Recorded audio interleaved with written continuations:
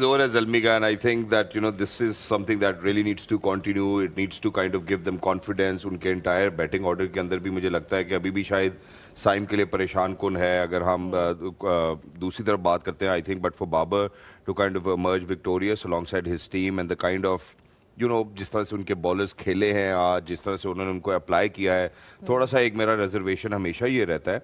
Obviously हम उनसे expert से ही पूछेंगे कि बाबर अपनी आर्मरी को हेस्ट में इस्तेमाल कर लेते हैं ज़्यादा जल्दी, और मुझे लगता है कि उसका नुकसान उनको लेटर ओवर्स में होता है. अनफॉर्चुनेटली जिस तरह से Sikandar Raza for a longer while was out there is something that we really need to kind of appreciate as well. And अगर वो ना होते तो शायद हम दूसरी टीम का इतना बड़ा टोटल ना देखते, और मुझे लगता था कि शायद बाबर विल बी माइंडफुल कि हम सिकंदर रजा को किसी तरह जल्द से जल्द रैप अप करके वापस भेजें. इतना वक्त नहीं लगना चाहिए था.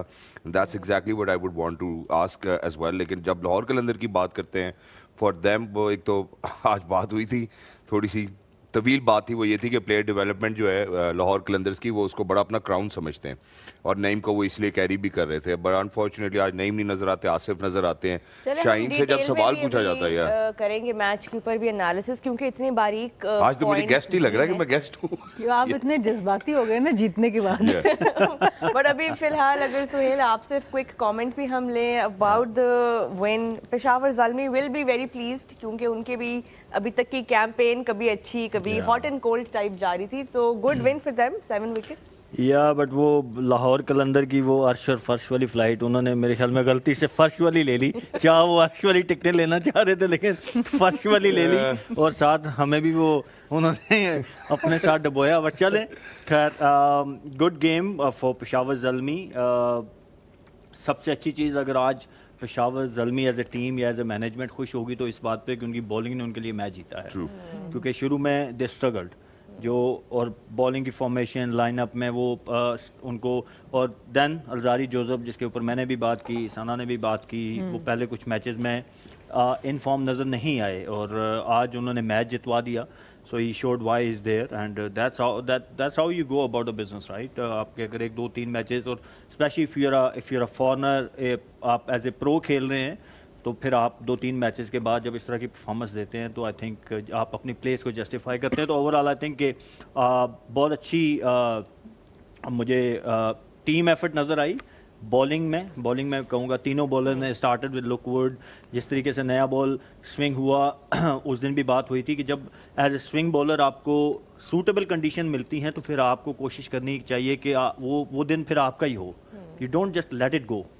तो वो ऊपर के तीनों चारों आउट जो उन्होंने कर दिया, I think match was done in first 10 overs. वो तो सिकंदर रजा ठीक है, वो बहुत एक्सेप्शनल खेल गए उस डिफ़िकल्ट पिच पे, और जिस तरह की कंडीशन और जो सिचुएशन बन गई थी उसमें इस तरह की बैटिंग करना, 130 तक लेके जाना, credit to him. But still मेरे ख्याल में पहले 6-7 ओवरों में ही मैच वाज डन.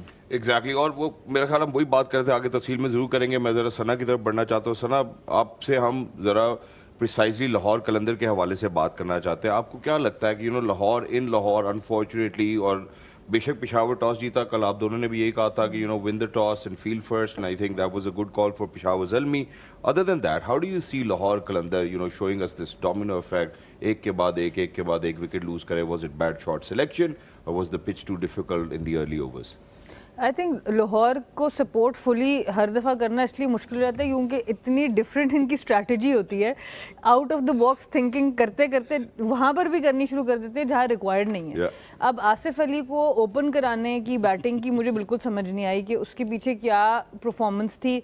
उन्होंने अगर आप देखें तो डोमेस्टिक में भी बहुत ज़्यादा कोई कभी भी इस नंबर पे बारी नहीं की. जितनी भी फ्रेंचाइज क्रिकेट खेली है उन्होंने मिडिल ऑर्डर पे जाके खेली है. तो पहले तो वही चीज़ मुझे 3 ओवर उनके पास, 2 ओवरों में, मेरे ख्याल से 2 ओवर या कितने में, मैं आई गेस तीसरे ओवर में आपके दोनों ओपनर्स वापस चले गए थे. तो उसके बाद आपकी टीम ऑलरेडी बैकफुट पे आ जाती है. तो पहली बात तो ये कि आपकी स्ट्रैटेजी में भी कमी थी.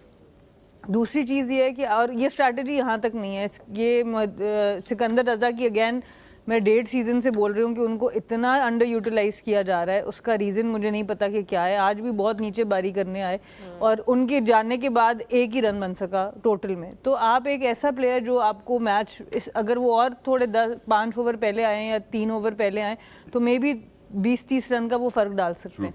और दूसरी चीज़ है फ़खर जमान, आई थिंक उनकी भी जो आज शॉट थी, generally I love the way he bats और उनकी इंटेंट, पर उस ओवर में ऑलरेडी 10 रन आ चुका था, तो वो शॉट ऑन नहीं थी उस वक्त कि आप दोबारा एक रिस्क लेते, और एक बॉलर जिसको आप अंडर प्रेशर कर चुके हैं उसको आप मौका दें ऊपर आने का। तो आई थिंक ये जो चीज़ें हैं उनकी ऑब्वियसली उनके ऊपर अब देखने की बात है, और डैरिल मिचेल भी उनके लिए उस तरह परफॉर्म नहीं करे जैसे आप चाहेंगे कि डैरिल मिचेल करें।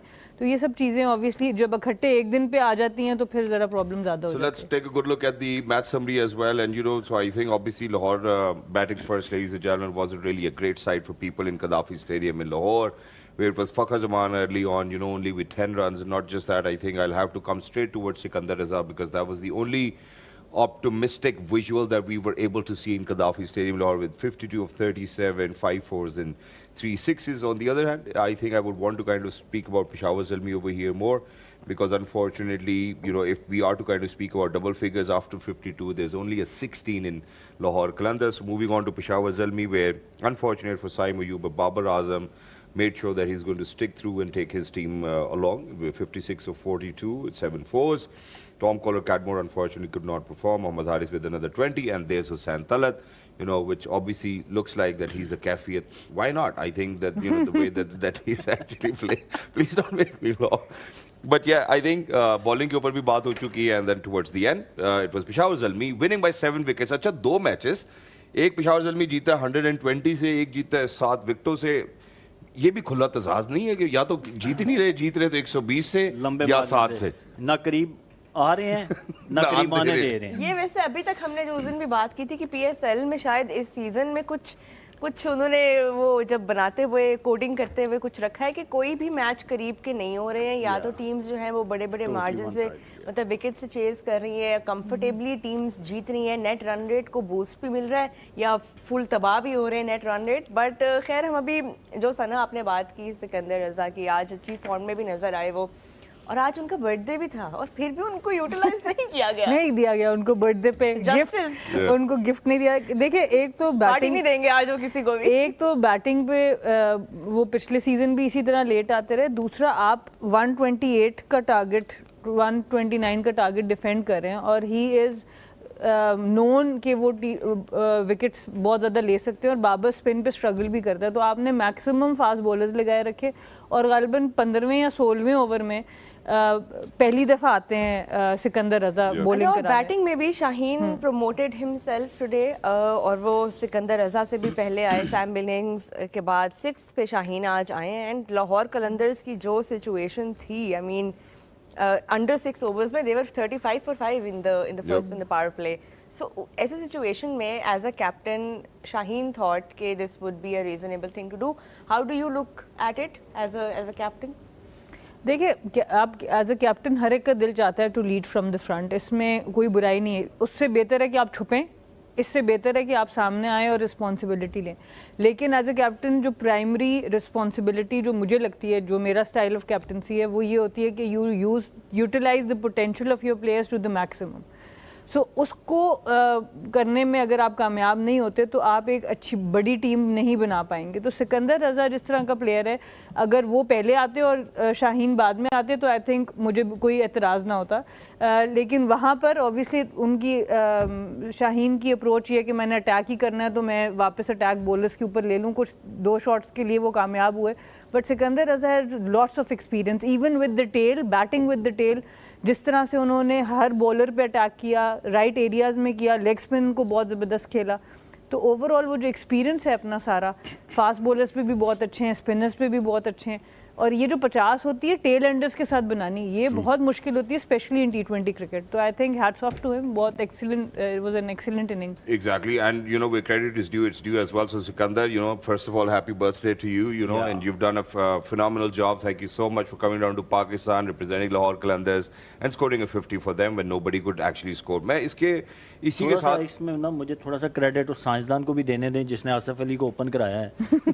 यार अच्छा, शाहीन ने अपनी पोस्ट मैच सेरेमनी में ये बात बोली है कि वो डोमेस्टिक में ओपन करते हैं आसिफ। यार देखिए, कितने मैचों में किया? कह रहे जी वो तो करते ही इन्हीं नंबरों पे खेलते हैं। शाहीन का कहना ये है।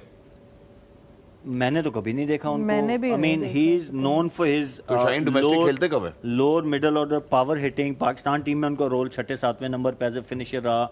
पाकिस्तान डोमेस्टिक क्रिकेट में मैंने जितना उनको या PSL की जितनी उनकी हिस्ट्री रही है ऊपर खिला लेते आप, बट देखें बैट्समैन की टेक्निक भी देखनी चाहिए। आप ओपन उसको करा रहे हैं जिसकी टेक्निक बिल्कुल जीरो है, is not a technical sound batsman, is a power hitter. वो पिछले प्रोग्राम 2-4 पहले बात हुई थी, समद के बारे में बात हुई थी, तब मैंने बोला था न्यूजीलैंड में भी वो मिस द ट्रिक के हमने उसको नंबर 4 पे खिला दिया था। तो जो पावर हिटर होता है उसका रोल सिर्फ वो, आसिफ अली की जो प्रैक्टिस भी है मैंने भी देखी है कि वो नेट में जाते हैं तो ही जस्ट स्विंग इज बैट, ठीक है, वो खुद कहते हैं कि मैं 100 छक्के मारने की प्रैक्टिस करता हूँ,